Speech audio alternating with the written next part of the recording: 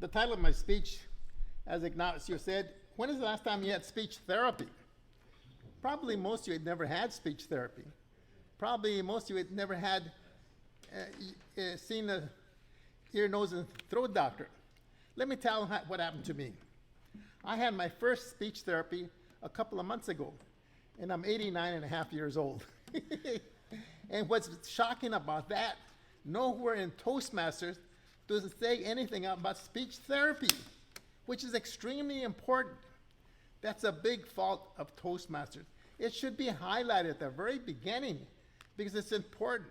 You have to have a good voice to send a good message. I'll give you an indication of what happened to me. About 10 years ago, I was having trouble with my throat. So I went to see an ear, nose, and throat specialist at Keck Hospital of SC. He checked me out and said, no cancer. Fantastic.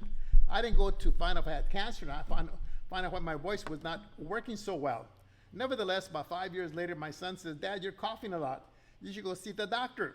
So again, I go see the doctor. This time he says, no cancer, and he says, your vocal cords are damaged.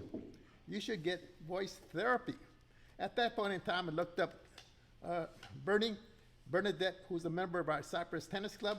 I heard she did voice therapy. So I contacted her, and she said, well, it's better you go to Long Beach State. They have a fantastic voice therapy center.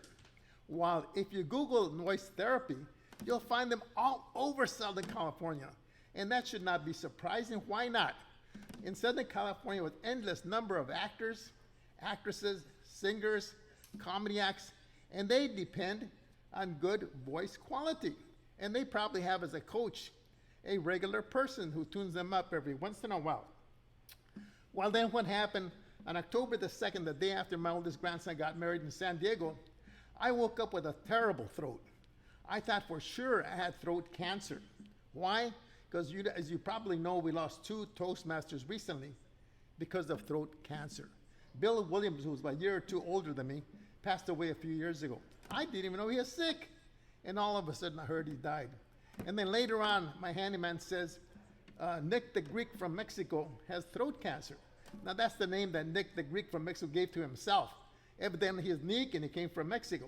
He was in my Toastmasters club at the Cypress Communicators, where I was vice president and president. I was very active as an officer. So I called Nick. I said, Nick, what's going on? He said, I got throat cancer, Tony, and I never smoked a day in my life.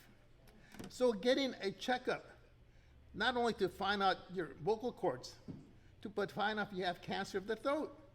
It all of a sudden comes upon you. So this time I'm thinking I must have throat cancer. At my age, and so on and so forth, I determined that 75% I had throat cancer. So I went in to see the ear, nose, and throat specialist. And they sent me to Michael Johns, who was a different guy. And this is the most delightful doctor I have ever met. He comes into office and he meets me as if I was a long-lost favorite friend. I mean, he put me completely at ease, which is very important. Because how many times you see a doctor and you wonder, what is this blemish? What is this bump? And you're worried. And for the doctor to put you at ease is a fantastic first start. So he checked me out and he's, Tony, your vocal cords are thinning out. You should get voice therapy. And right there alongside him is Vasilia, the voice therapist. I said, let's do it. Vasilia says, I'll call you next week and we'll do it by Zoom.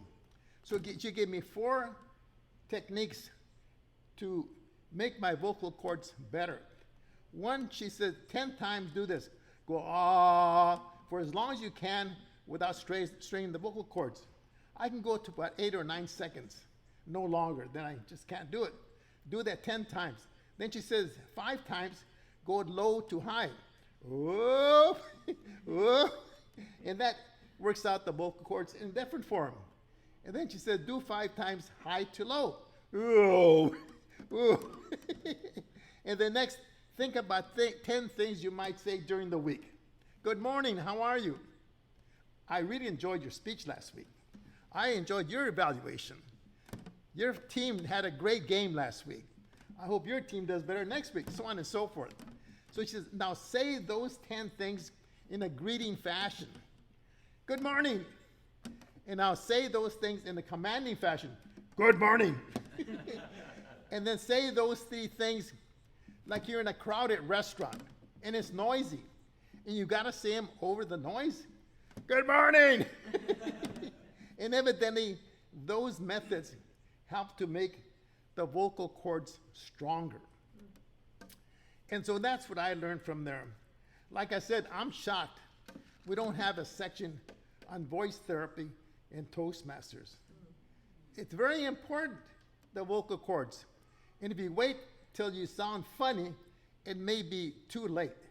I mean, we go to the gym, we run, we swim, we bicycle, we do all kinds of things to get physically active and physically strong and build a good immunity in case we trip or fall or whatever to maintain our bond.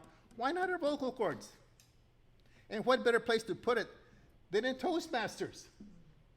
And maybe the officers of the club could pipe it up to our governor. I've handed out the agenda or my highlights of my speech. I sent to everybody another document that says USC Voice Center, atrophy/Boeing, and talks about the Boeing. I sent another one. I looked up some links, which all of you have, and this shows links by YouTube, which shows you how to do voice therapy. It's really very good. To see it visually and see the guy demonstrate it is really fantastic. And then the last one is about this awesome doctor, Dr. Mike. He looks significantly better than this. I've never met a doctor who was so delightful. I mean, one of the most important things a doctor should do is make the patient feel comfortable. And he treated me like a long lost friend. Within 2 minutes, I felt so relaxed.